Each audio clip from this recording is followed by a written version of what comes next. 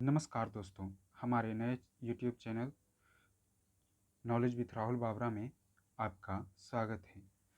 आज से हम यूपीएससी द्वारा विगत 25 वर्षों में पूछे गए टॉपिक वाइज सॉल्व प्रीवियस क्वेश्चनों का अध्ययन शुरू करने जा रहे हैं, जिसे मुरनाल सर द्वारा तैयार किया गया है।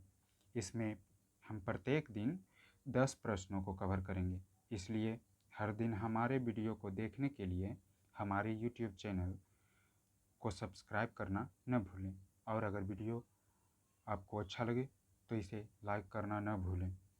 तो चलिए हम अपना वीडियो स्टार्ट करते हैं। हमारा पहला प्रश्न है, हिंद अर्थात भारत की जनता के संदर्भ में हिंदू शब्द का प्रथम बार प्रयोग किया था।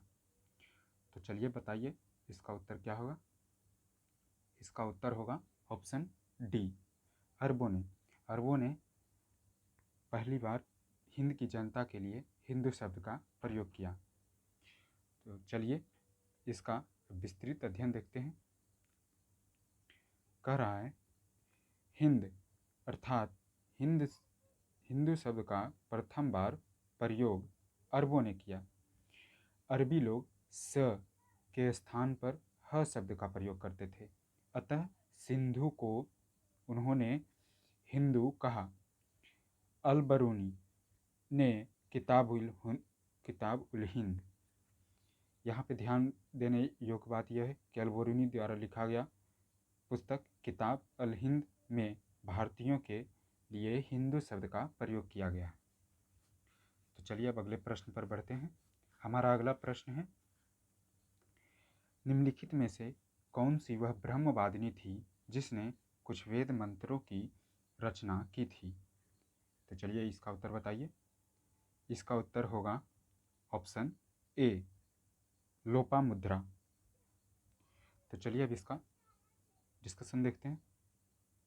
अर्थात लोपामुद्रा वह स्त्री थी जिसने कुछ वेद मंत्रों की रचना की थी। इसका डिस्कशन है,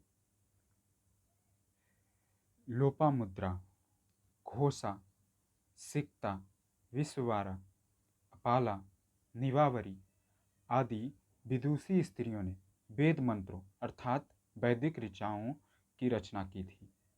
तो चलिए अब अगले प्रश्न पर बढ़ते हैं। प्रश्न नंबर 3 कह रहा है, सूची 1 को सूची 2 से सम्मिलित करना है और सूचियों के नीचे दिए गए कूट का प्रयोग करते हुए सही उत्तर का चयन करना है। तो बताइए इसमें सही उत्तर क्या होगा।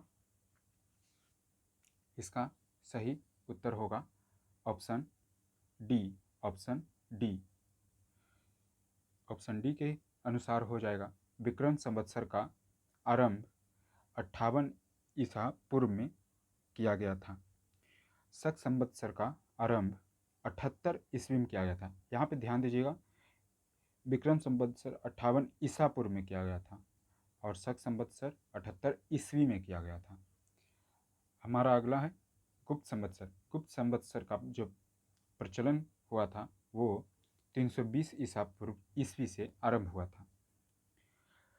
अब अगर कली संवत्सर का बात करें तो कली संवत्सर का आरंभ 3102 ईसा पूर्व में किया गया था, जो सर्व प्राचीन है। चलिए अब अगले प्रश्न पर बढ़ते हैं।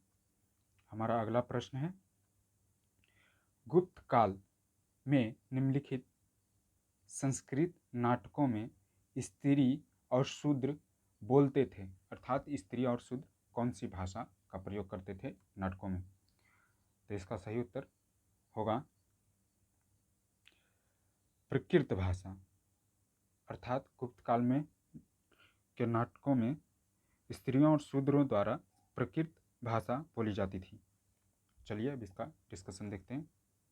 कह रहा है, गुप्तकालीन नाटकों में निम्न सामाजिक स्तर के लोग जैसे शूद्र तथा स्त्रियां, प्रकृत तथा उच्च सामाजिक स्तर के लोग संस्कृत बोलते थे।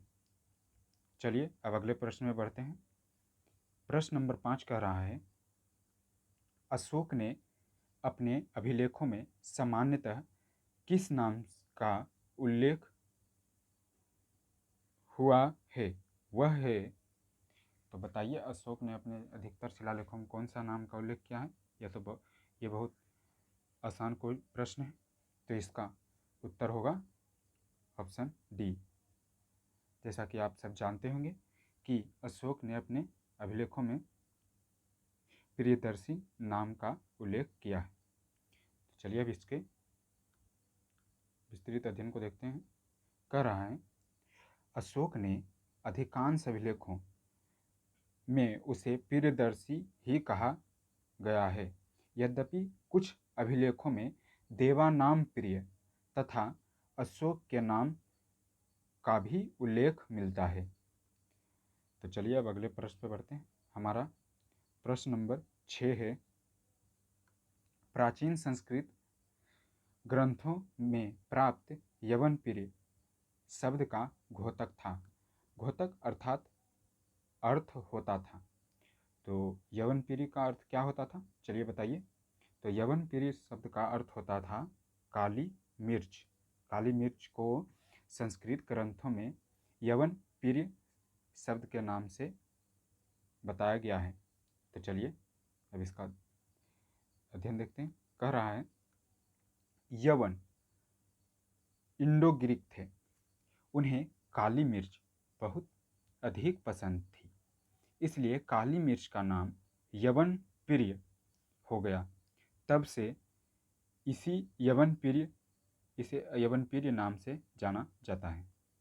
चलिए अब अगले प्रश्न पे पढ़ते हैं। हमारा प्रश्न नंबर 7 कह रहा है अनुव्रत सिद्धांत का प्रतिपादन किया था।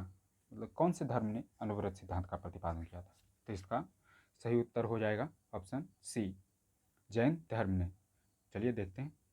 अर्थात जैन धर्म ने अनुव्रत सिद्धांत का प्रतिपादन किया था। चलिए देखते हैं क्या है अनुव्रत सिद्धांत।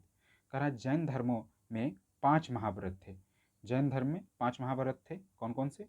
अहिंसा, सत्य, अस्तेय, अपरिग्रह और ब्रह्मचर्य। यहाँ पे हम बताते चलते हैं। अस्तेय का अर्थ होता है, अस्तेय का अर्थ चोरी न करना होता, और अपरिग्रह का अर्थ धन संग्रहण न करना। और जैसा कि आप बाकी सब आप जानते होंगे के पालन का विधान है। जैन भिक्षु इसे कठोरता से पालन करते थे। गृहस्थ जीवन व्यतीत करने वाले जैनियों के लिए 5 नियम अनिवार्य थे, किंतु उनकी कठोरता में कमी कर दी गई, इसलिए इसे अनुव्रत कहा गया। अनुव्रत का अर्थ यहाँ बताया गया कि किसी भी चीज़ की कठोरता में कमी करना। अर्थात अनुव्रत सिद्धांत का जो प्रतिपादन किया था वो जैन धर्म में किया गया था। चलिए अब अगले प्रश्न पर बढ़ते हैं। प्रश्न संख्या 8 कह रहा है दर्शन की मीमांसा प्रणाली मुक्ति निम्नलिखित में से किन साधनों से संभव है? अर्थात मुक्ति पाने के लिए दर्शन मीमांसा में किस पर बल दिया गया है? ज्ञान, भक्ति, योग या कर्म? तो इसका सही उत्तर हो जाएगा कर्म। अर्थात दर्शन की मीमांसा में मुक्ति के लिए कर्म के साधनों से ही संभव है। चलिए अब इसका अध्ययन देखते हैं। कह रहा है मीमांसा का अर्थ खोज या छानबीन करना होता है। इसके 2 भाग हैं, पूर्व मीमांसा, उत्तर मीमांसा। पूर्व मीमांसा की व्याख्या सद्गुणों, नैतिकता और कर्तव्य के रूप में करती है। मीमांसा दर्शन शास्त्र कर्म के सिद्धांत पर जोर देती है। मीमांसा जो है वो कर्म के सिद्धांत पे जोर देती है, जिसके अनुसार कर्म मुक्ति का माध्यम बन सकता है। अतः दर्शन मीमांसा के अनुसार कर्म के द्वारा ही मुक्ति मिल सकती है। यहाँ पे हम आपको यह भी बताते चलें, पूर्व मीमांसा के लेखक जैमिनी थे। जैमिनी